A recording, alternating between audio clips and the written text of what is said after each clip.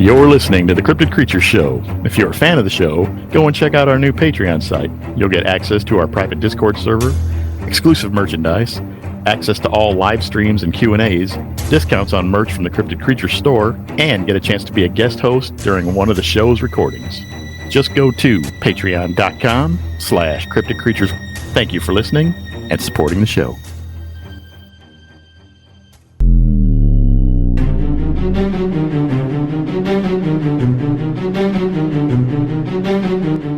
As I'm coming up on their property, I see three wolves walking toward the road, and I stop, and I'm fascinated. I'm like, oh, wow, this is really cool. And they cross the street.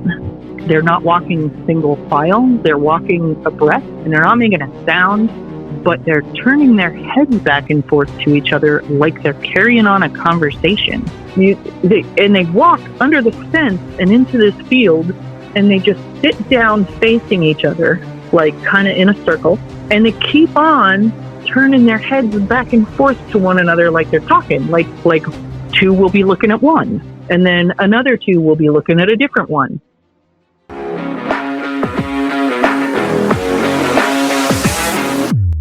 This is the Cryptid Creature Show. I am Brian, and with me as always my co-host Todd. What's up? Hey, my friend, we just got back from the CryptidCon convention down in Lexington, Kentucky. One of the best, one of the funnest ones. Great time. We met a lot of great people and had a lot of fun down there. So you guys didn't make it this year. Be sure to check it out next year. I think it might be in September, but it's normally in November. I don't know. They just sent out a thing for dates, so we'll see. Maybe we can talk them in November. Right. It's always a great time. Had a lot of fun. It is. It's always a fun time at that conference. So if you ever miss it, if you've missed it this year, you should go next year. Right. Also, be sure to check out our Patreon if you guys are interested. There's different levels of memberships on there. You can also join for free. We put all kinds of different content, videos, short stories, all kinds of stuff. So members only type episodes, only for Patreon. So be sure to check that out on Patreon, Cryptid Creatures. All right, Brian, tonight's guest is Sharon. Right on. And guess what kind of encounter Sharon's had, Brian? Guess what's coming back to us again? You got to guess? Take a guess. Any idea? I'm going to guess Dogman. You're right, Dogman. When we started this show, I remember you saying it's probably going to be 80% Sasquatch. Mm-hmm. Man, these Dogmen are really bumping up the numbers here lately. Yeah, they are. Especially the last couple of years, man. They've really been coming out of the woodwork.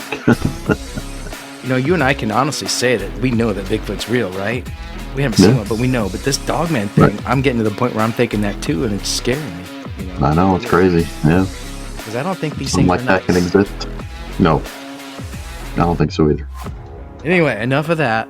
Let's bring Sharon on and see what. Yeah, let's see what she has to say. Up in Michigan, right? So you ready to bring her on? Yep, let's get her. Hello. Hey, Sharon, it's Todd and Brian from the Cryptid Creatures Show. How are you doing? I'm doing great. How are you guys? We're good. Fantastic. Thanks for being here with us tonight. We appreciate you taking the time and talking to us. Yeah, no problem at all. I'm just glad to have somebody to tell my stories to that doesn't make me feel like a crazy person. Gotcha. So you had some experiences up in Michigan, is that right? Yeah, that's why I don't go there anymore. Okay. It's been a weird ride. So I do the Renaissance Festival, which is already a pretty silly thing to do, but I'm an artist and I travel all over the country sometimes and make stuff and sell it because it's fun. And this was back when I first started my travel journey in 92. Let's see, it would have been probably August of 92. I didn't have a car. I rode around with a bunch of other people and had just gotten dropped off at the Michigan Renaissance Festival, which is in Holly. It's a town kind of known for hauntings, oddly, which I didn't know about until after I did this. But we got dropped off right at the front entrance to the fair.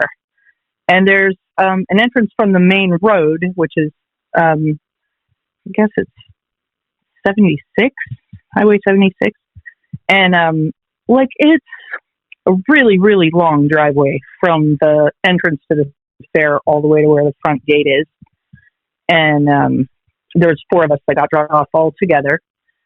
And right at the front entrance to the fair, like I'm standing maybe 10 feet from the front gate. And if I'm facing the gate, right to my left is an Indian burial mound. And I was born in Ohio, so, I've seen lots of them, and I'm like, oh, cool, that's really neat, and it's marked off, and it's, do not disturb and all that. It's got stanchions around it, and that apparently it's, not a problem for all these people to go in and out without disturbing it. Things are built near it, but not across it. And I turn around to my buddy standing next to me to see if he's got anything to say about it. And he's kind of got this glassy-eyed stare, and he's looking back, like behind me, back towards the main road. And I'm like, oh, what? And I turn around to see what he's looking at, and there's this enormous dog. Like, looks like, I don't know if you've ever seen, like, a Shiloh shepherd. They're like a German shepherd, but with a lot more hair. But huge, like really, really big. And it's loping toward us from way out on the highway, like covering some ground. I think this thing has to be moving like a racehorse. It's just, there's a bunch of little rolling dips on this road where, if a car is coming towards you, it'll disappear for a minute and then crest the next hill and disappear. And this thing is like, it's gone over a hill, and about the amount of time it's taken me to just say it, it's covered that half mile or more driveway, and it's almost to us. It's like really hauling some proverbial ass. And it gets into the last dip, and it doesn't come back up. And this whole time, I'm like, there's a gate behind us. Maybe we should go through that. But my buds standing next to me are all just like, they're not saying anything yet. They're just like, one of them has his mouth hanging open and the other one's just still staring at it. And I'm like, guys, and it doesn't come up. And I'm like, well, okay, maybe it changed direction. Maybe it, took a right and ran off into the woods or something. There's woods on both sides of this long dirt road. And we just don't see it again.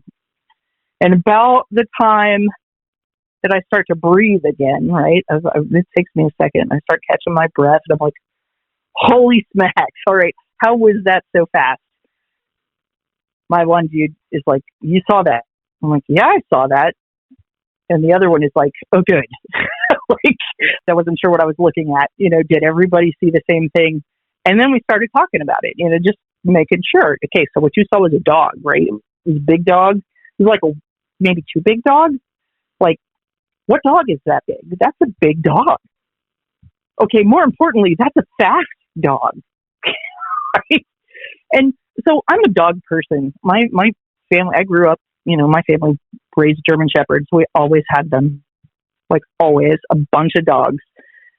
I have a collective 300 pounds of dog right now. Always dogs, always big dogs. And I don't know a dog that's this big. This is like, you see, this is Game of Thrones big. This is a big dog. And it's gone. Now, the first group of people that I see after we have figured out where we're going and lugged all our stuff in and unpacked and kind of settled in, I ran into another group of friends, and I'm like, we just saw the weirdest thing, man. I don't even know. It's just like this super strange giant dog. And they're like, oh no, Michigan has werewolves. I'm like, what? What did you just say? You did not just say, yeah, oh yeah, everybody knows it. I'm like, okay. I think that I, at this point, am being made fun of, so I just shut up and like carry on about my business. Nothing else weird happens for a little while. Next year, when I go back again to do this fair, I stayed on site. There's a whole bunch of weird stuff in between, but at this same property, the next thing that happens is a year later, and I go to stay in this shop. And our shop, it's a big cube that's basically open on the back side to the woods. So it's like a real pretty view from the top. Like there's a loft up in the top, and it's just screened across the back. But it's got like a 12-foot ceiling on the downstairs that is the storefront part of the shop, and you can only get up there by ladder. And so I climb up there and I set up a bedroll, after unpacking things for 10 hours or whatever, and just kind of turn in, and you can see the stars. It's beautiful. It's really nice. And it's super quiet. There's not all that many people out there. We're one of the first groups of people to get there every time because we're kind of overachievers. And there's a couple doors over. There's somebody staying in their shop, and other people are staying off-site. There's not very many people there at this point. I tuck in, get into my little sleeping bag. I haven't set up camp yet, so I'm just gonna wing it for tonight. It's gonna be simple. Just do the easiest thing. And I crawl into my sleeping bag and fall asleep. I wake up in the morning, and there are paw prints bigger than my hand in the dust all around me, all over the floor where I was sleeping, but not near that ladder. And I'm like, for real? What just happened here? I don't understand this. I'm not okay with this. I don't know how something got up there. I don't know what the something was. I should not have had to wonder about that at all. And I left. And that was it. I didn't stay on the site anymore. I worked on the weekends, but I didn't stay on that property. I was like, no. I think this is a little too weird. And I just got out of Dodge. Now, a little bit after this happens, I'm having conversations with my, at that time, boyfriend. And he's and a couple of his buddies. And he tells me that, he grew up there, right near where this festival is, right near, in the town of Holly, this little tiny small town. And he's got stories from when he was 15 or 16. So this would have been, late 80s, where he had set up, how kids like to set up a tent in the backyard and they, sneak out and talk about teenager shit because they're tired of talking to their parents all the time or watching TV or whatever. So him and a buddy had gone out. They have a horse farm, and they'd gone way back out into the backfield and set up a tent. And, they're talking about girls and smoking cigarettes and doing all the things that teenagers do and trying to be sneaky about it. And they hear something that sounds like an enormous flock of birds, like something disturbing, like a whole field full of birds. And then the sound starts to change, and it sounds like something, or maybe a bunch of something, running. You know how you kind of feel the footfalls in the dirt, and you can kind of hear dry grass getting crushed down, coming toward where their tent is. And it starts making a different animal noise. At this point, they're like, well, maybe it's a deer, maybe something. And then it's grunting and growling, making a different animal noise. And he said that it literally cycled through every animal noise that he could think of, crashed past their tent, turned into a more or less human scream, saying, "Oh, dear God, help me," and then faded off into the distance. And they literally huddled together in the middle of the tent all night long with the flashlight, oh, Jesus, are we going to die? Scared to death, got up in the morning, got out of their tent, and could see that a path had been pounded down in the grass running past their tent, but couldn't tell what it was. And they didn't do that anymore. That was just let's not. So, yeah, that story pretty much, that stuck with me. That's oh, okay. So there are things happening in Holly, pretty weird things. Now, same person, a little bit after that, has he's asleep in his room, every regular day, everything's fine, goes to bed, gets woke up in the middle of the night with a voice in his head that says, "Come." And he's like, huh. He hears it again, "Come." And so he does. He gets up and he goes outside to investigate. And there is the presence of a wolf, a big black wolf, and it starts running, and he runs along with it. And he runs all around, and he's like, man, I gotta be dreaming. This is really cool. I see the woods. I'm, hauling butt. It feels great running through the woods in the middle of the night, looking at the moon, looking at looking at little animals and all the things. He wakes up in the morning and he's like, man, that must have been some insane dream. And he goes to get up and get dressed, and his feet are muddy and his window is open. And he realizes that he was not dreaming, that he actually went and ran through the woods with something. And he's got some debris and mud and muck to deal with. And that really stuck with me for a while. And I don't know what that is. Is that like, whoa. So I had sort of forgotten about these stories until I, was talking to him fairly recently, and he reminded me of them. Well, a couple years later, he and I eventually got married, had a kid, nice, great things for a while, not still married to this person. We stayed on a piece of property that was owned by his family on the other side of Holly. This is, I don't know if you guys have a map that you can get a look at any of this, but we were on the other side of Silver Lake Park from where the festival is. So all of this area that these Michigan stories are coming from is maybe a 5 or 6 mile circle. Like, all these things are pretty close to each other. So when we were staying in there, when my kid was born, the day that I came home from the hospital with my kid, we were staying in this cottage that the family owned that they used for weekends or whatever. So we didn't want to stay at the fair site anymore, obviously, because it was kind of scary. So they had this, this summer cottage that on Big School Lot Lake. And it's beautiful. Deep woods, gorgeous. The next neighbor's half a mile away. It's absolutely beautiful out there. And, things are pretty chill. Nobody's bothering us because, we've just had a kid. There's a lot of stuff going on. We get a little bit of a storm coming up. And it's been real hot. So we have the windows open on the lake side of the cabin trying to catch that breeze. And it starts storming pretty heavy. And I start hearing a noise outside, and our family up there, they're all horse people. They are horse breeders. And I hear what sounds like a horse or a pony that's like freaking out outside. It sounds like it's terrified.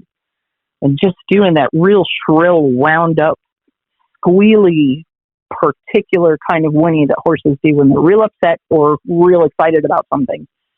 And it starts going from the front door of the cottage around the other side, going around the front side of the building from one side to the other. There's a little shed over on the other side. And I'm thinking, okay, so it's real stormy, and this animal must think that this is shelter. It's going for the doors. So maybe its barn is nearby. And I call the mother-in-law and say, hey,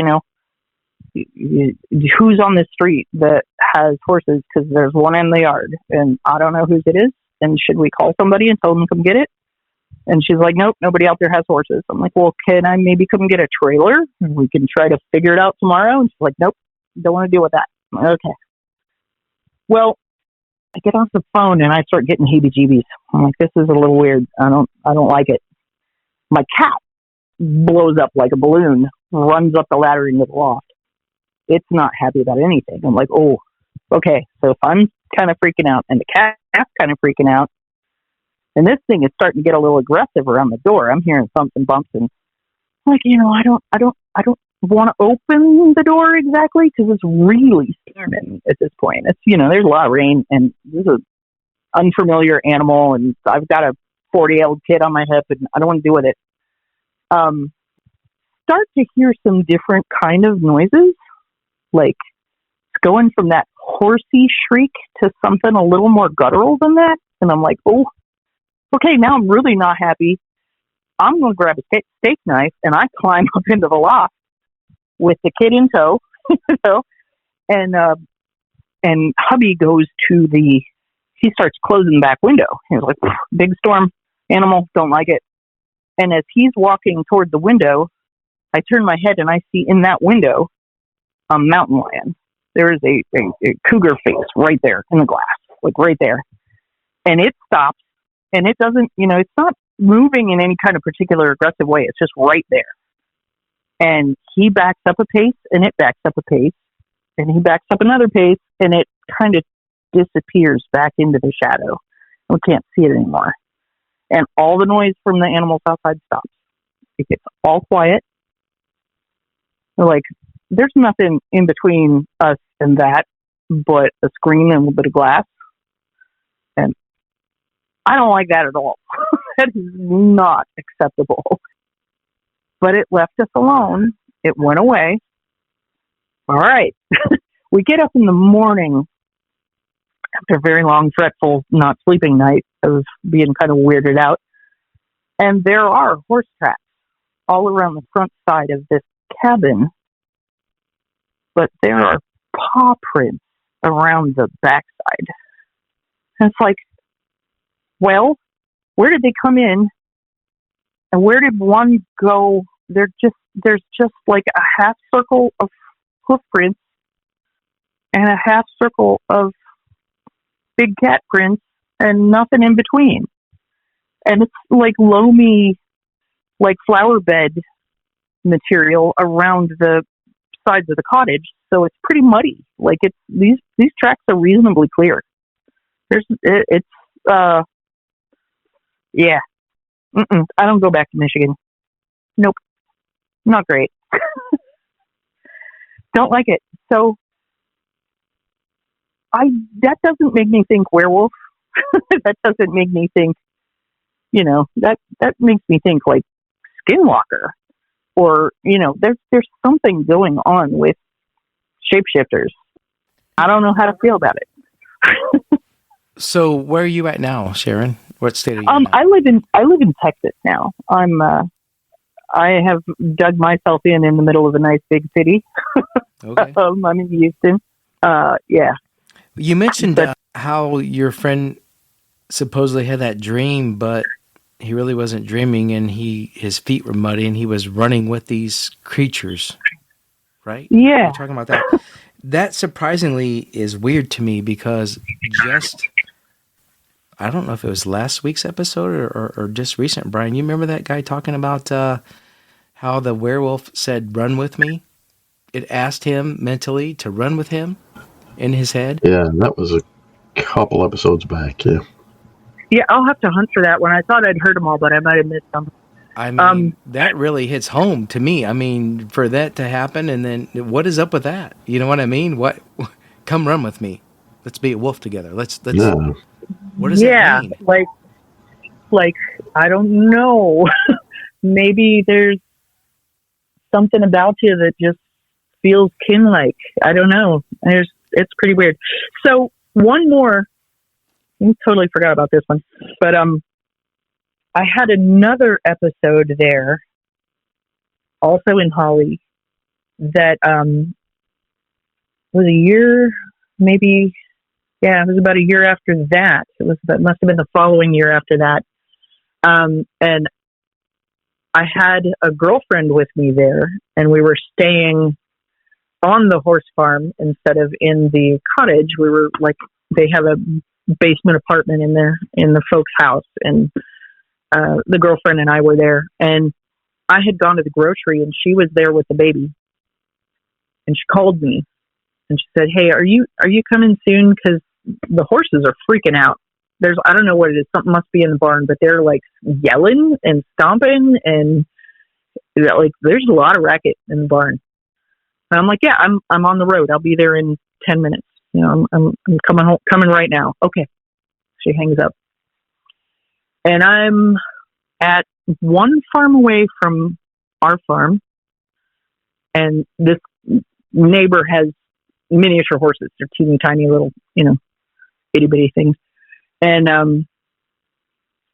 I can see their place out of the upstairs windows in the house. Like they're right next to each other. Our fences border.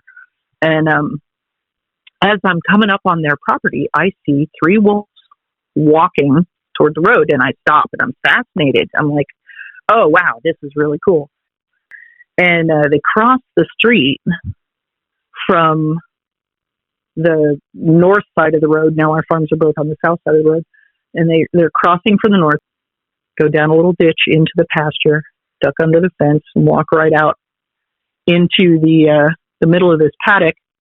And the weird thing about it is the pace that they're keeping is really like a very steady, calm, slow walk. And they're walking together. Like they're not walking single file. They're walking abreast. Like all 3 of them right together. And they're not making a sound, but they're turning their heads back and forth to each other like they're carrying on a conversation. Like you and I would if we were walking across the street together, you know, like you walk kind of shoulder to shoulder and, you know, hey, Bob, and you turn your head and, hey, what's up? You know, they walk under the fence and into this field and they just sit down facing each other, like kind of in a circle. And they keep on turning their heads back and forth to one another like they're talking. Like 2 will be looking at one. And then another 2 will be looking at a different one. And they just do this for, God, it must have been 5 minutes or more that I sat on top of my truck, just click, click, click, click, you know, taking pictures of this, like, wow. And then it occurs to me that I can hear the horses freaking out in our barn behind them, right? I'm like, Gene's going to be losing. I need to go back there. I need to figure out what's going on. So, you know, and you know, I need to get back to my house, but I don't want to leave because this is such an interesting thing to see. But I do. I climb back down. I jump in the truck. I turn in our driveway. I go into our apartment. I open the door to go in, and the horses in our barn get quiet. I'm like, okay, whatever it was, they're not losing anymore. I did hear them. I heard them on the phone when she called me, and I heard them when I pulled in the driveway. And I shut the door, and they seemed to go chill. Like the moment I shut the door, it was like quiet. And I'm like, okay, come here. You got to see this. And I grab her and I run upstairs to that window because you know, if we look out over that pasture, there they'll be. But they weren't there anymore. They were gone when we got upstairs. So maybe when they disappeared was when the horses went quiet. It occurs to me that I didn't see any of the neighbors' horses in the field either. Like all the minis were just absent while this is going on. There's nothing. I'm like, wow, you know, that was just so weird. And I tried to get all that film developed and nothing came out. I don't have any pictures to show of that, which I'm really mad about. But I have since then heard an awful lot of stories about either a black wolf and a white wolf, or a white wolf or a black wolf, or like I saw, there was one black, one white, and one kind of middle gray, you know, like regular wolf colored one. But it was really striking that there was a white one, because there's almost never a white one. Like white wolves are really not a thing. They're not. You know, even white huskies, you don't usually see them in white. And black is pretty uncommon. More so, but pretty uncommon. You know, it's not something to see. And I was like, wow, this is so neat. But again, that was like one of those, okay, maybe it's time to go kind of things. You know, like every time I think about Michigan, I'm like, I don't like it there. It's too many weird, unnatural things happen. Well, there are a lot of weird things in Michigan. Michigan is full of dog things that are kind of intimidating. Yeah, especially since there's no wolves in the lower peninsula of Michigan. That makes it even weirder. Yeah, it's pretty weird. Yeah, it's pretty strange. We were up in way north in Traverse City, up by Big Bear Dune, and heard things in the woods. We didn't see anything, but we heard things in the woods that would make it'd give you gray hairs for sure. And again, man, I don't want to go back there. I really don't want to go back. Maybe we should go up there to that Renaissance Festival, Todd.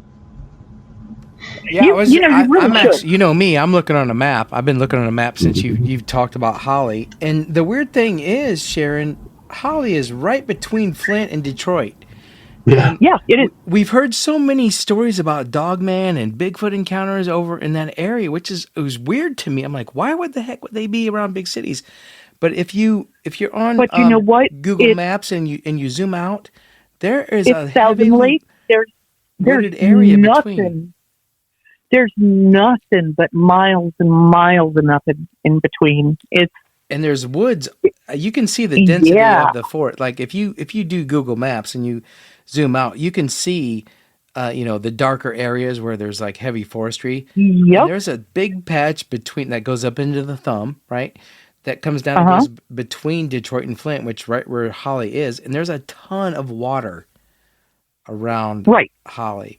So yeah, it's all lakes. It's just all so lakes. weird to me. You have to. The center of downtown Holly is built on one arc of a lake, and then by the time you get to where the schools are, like the elementary school, you have to cross another lake, and the high school you got to cross another lake. It's they're everywhere. It's all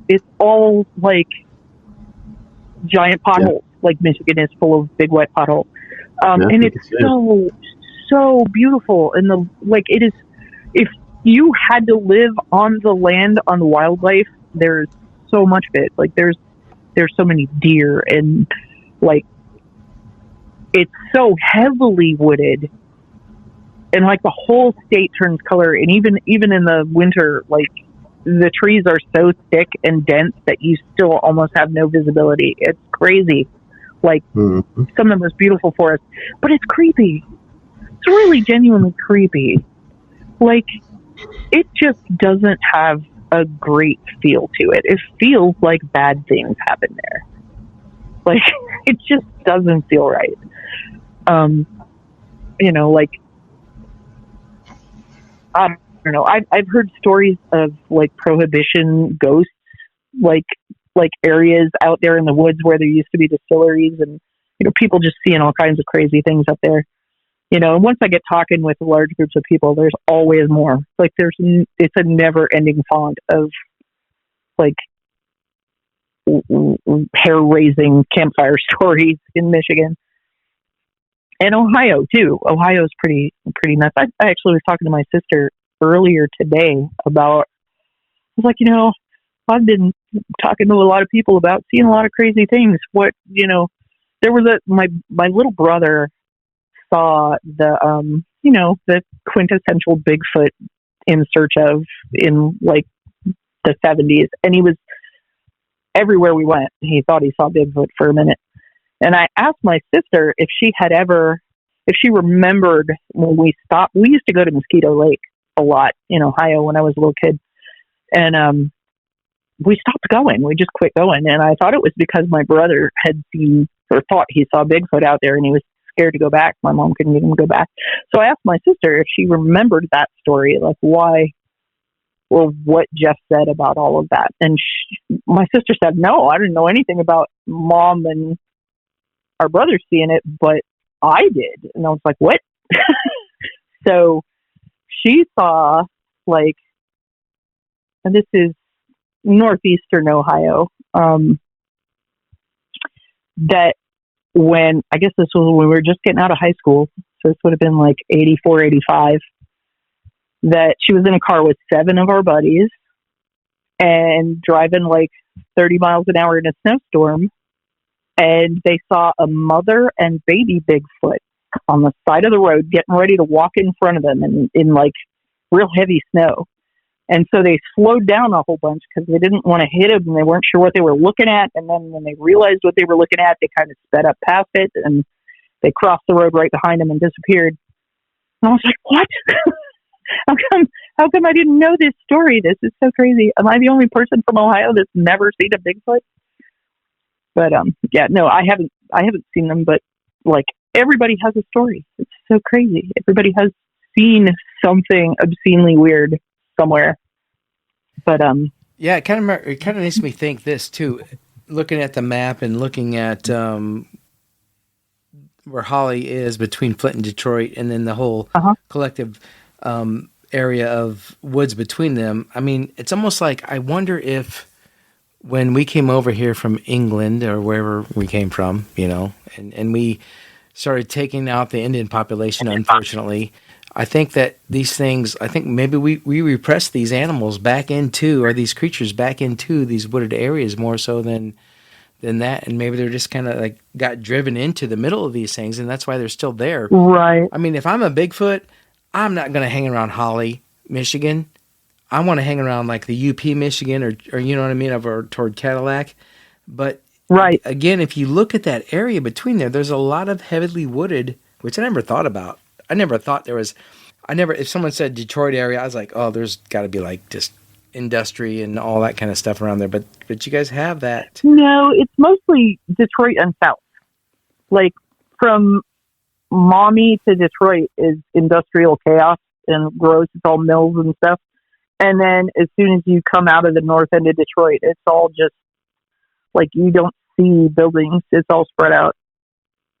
But I'm a firm believer that all the things that we think are gone or extinct or whatever are just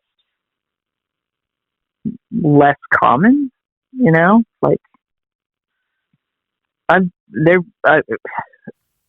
just recently heard about somebody posted a video that said it was a dire wolf in Arizona. And I was like, that doesn't look like a dire wolf. It looks like a thylacine. It really looks like an Australian thylacine on this guy's trail cam in Arizona. And I was like, what?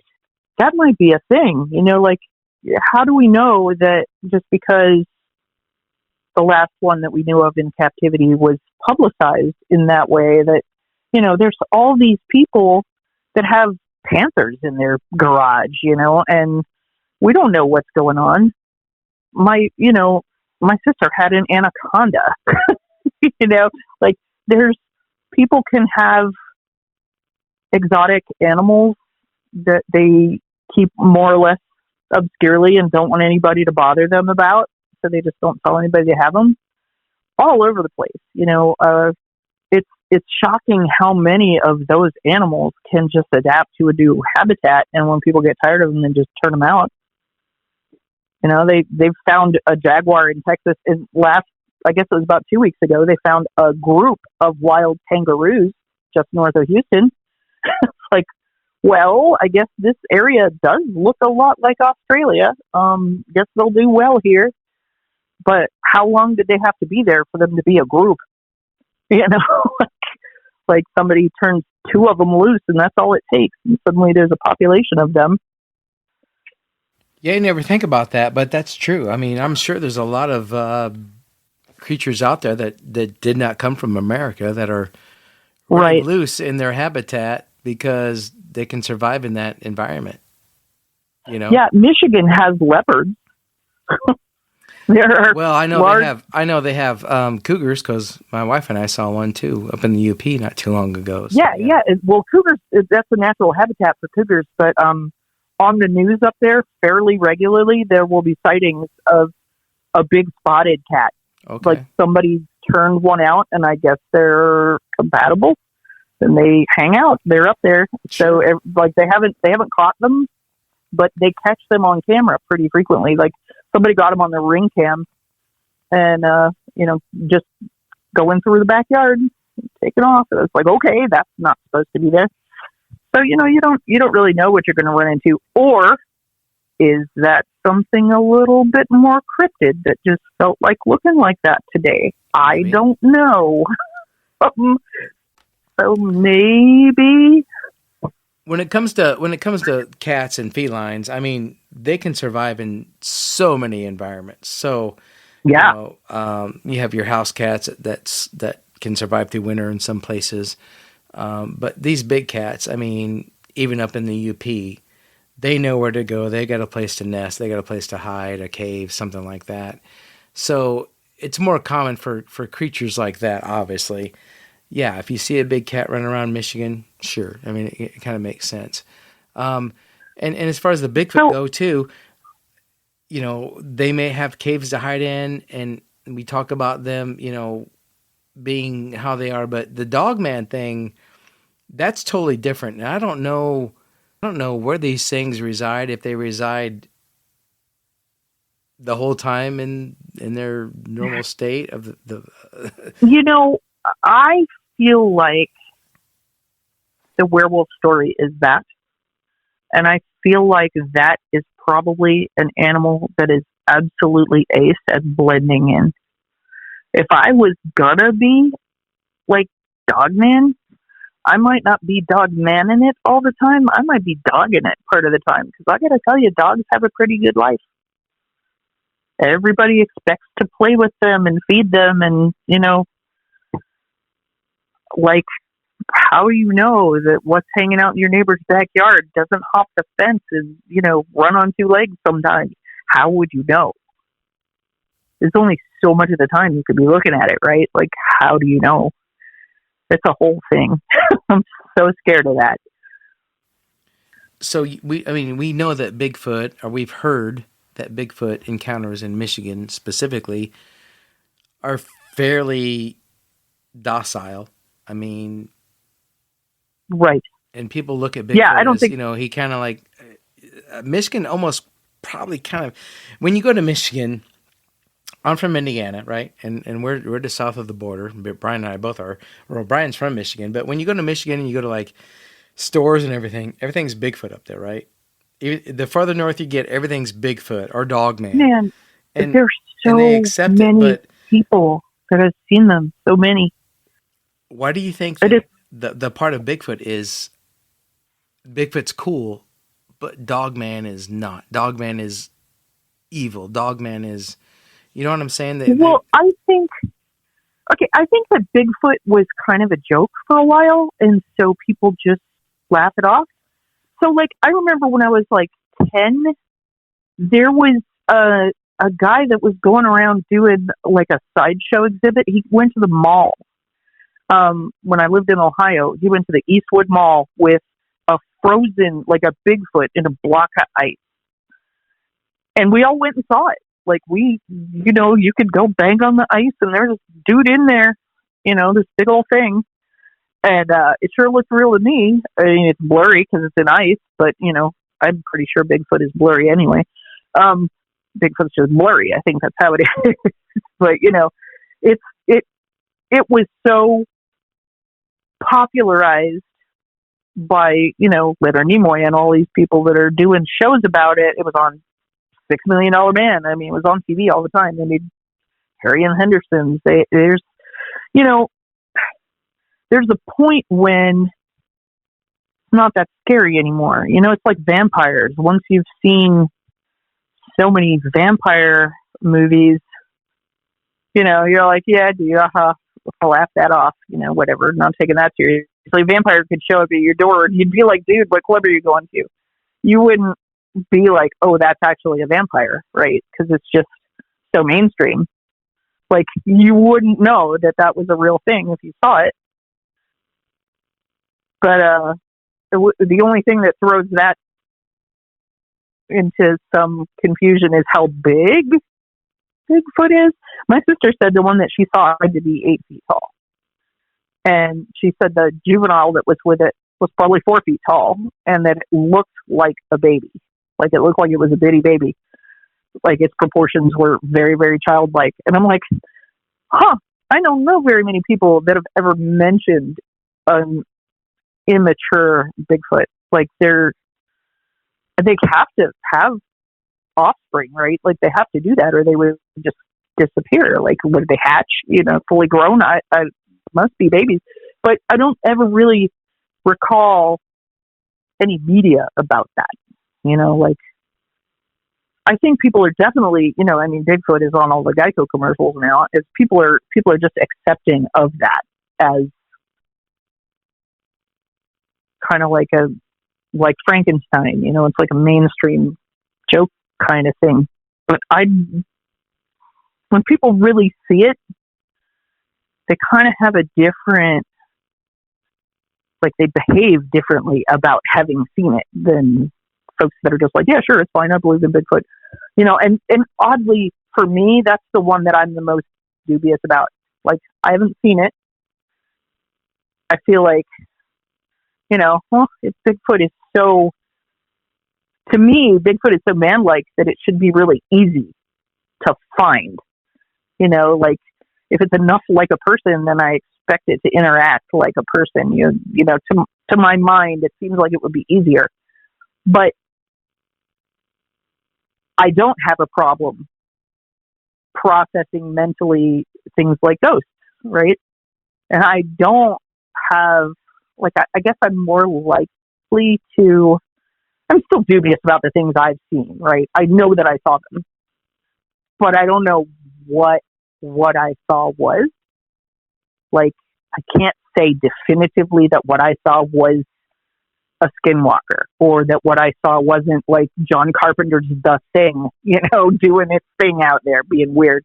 I watch a lot of movies, right? We all do. That's the thing. So your brain gets a little bit less broken by seeing things that don't make sense to you, but you still kind of need a little resolution at the end of the day, right? You need to know that you're not just losing it, or that your imagination isn't just like starting to play old movie reels in front of your eyes, right? You need to know that that's, you almost want to reach out and touch these things and make sure they're real, but you're terrified of them, so you don't. And it's difficult.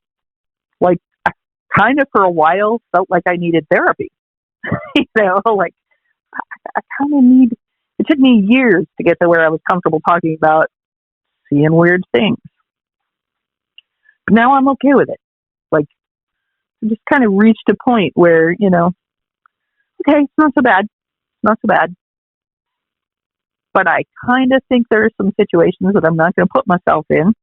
I don't really want to do that. And I'm still more afraid of, I'm more afraid of like aliens than I am of earthbound, unexplainable animals, because they're animals. Animals I can figure out. Like things that have fur and walk on the dirt and leave tracks, I can figure that out. Even if I don't know exactly what it is, it doesn't scare me nearly as much as something that could just like fly up on you and do something that you have no idea. Like they might eat you. You don't know. Like aliens, I'm afraid of. I'm like really genuinely terrified of. Like the whole concept of them does not make me happy. I was talking to my husband about, okay, I've seen some weird things. He knew I was going to do this tonight. And I was like, what have you seen that's weird? You got to have something. There's got to be something. And he's like, there is something, and I can't quite put my finger on it, but it seems like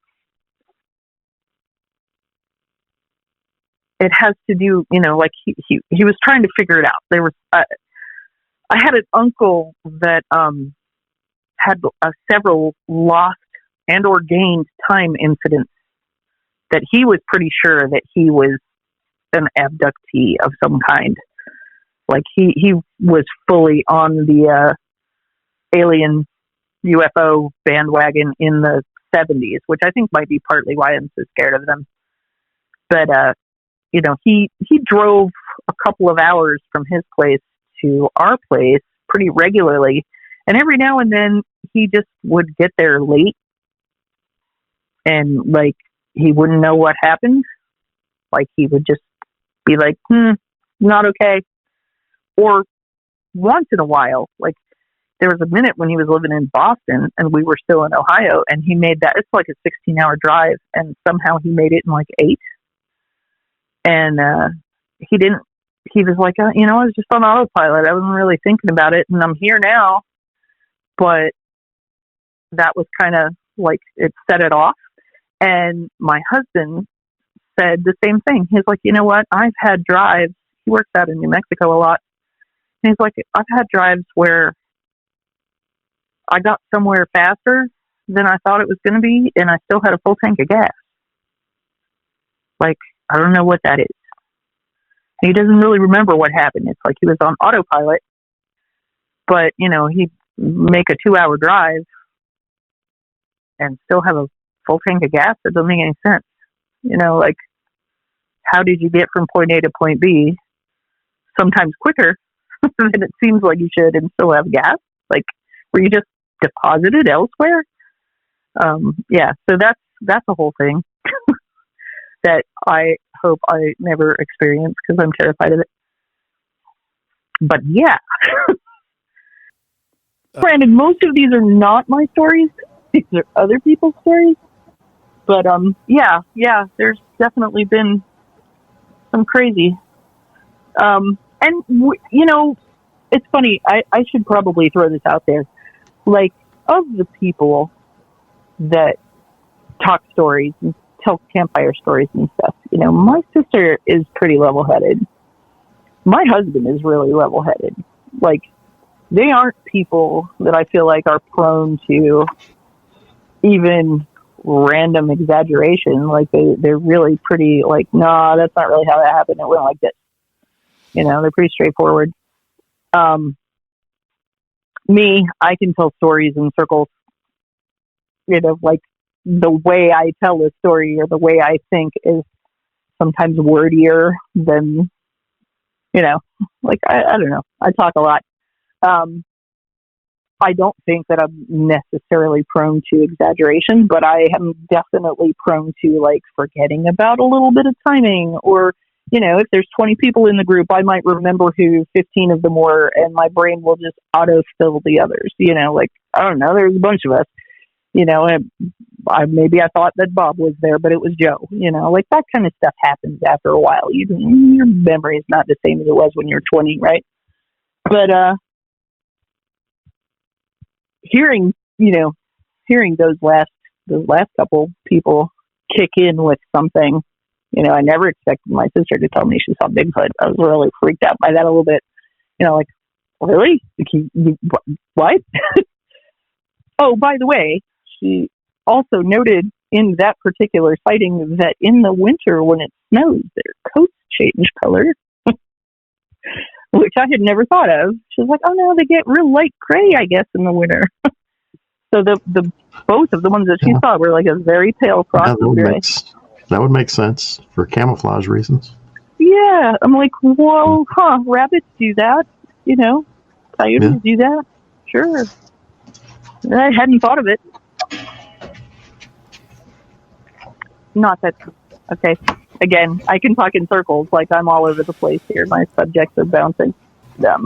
What do you think Dogman is? You think he's a natural creature? You think he's something else? I don't know. I think that if I was to guess, I would say that it's something older than us. I think it's been around longer than we have. I tend to think of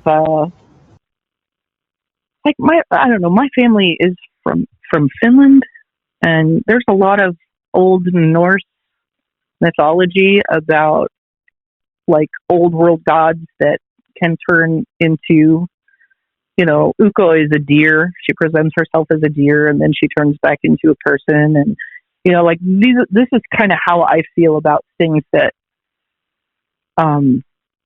like where the old werewolf mythos comes from, or the I don't even want to say mythology, because I'm pretty sure that at this point in my life, I think they're real. Like I think that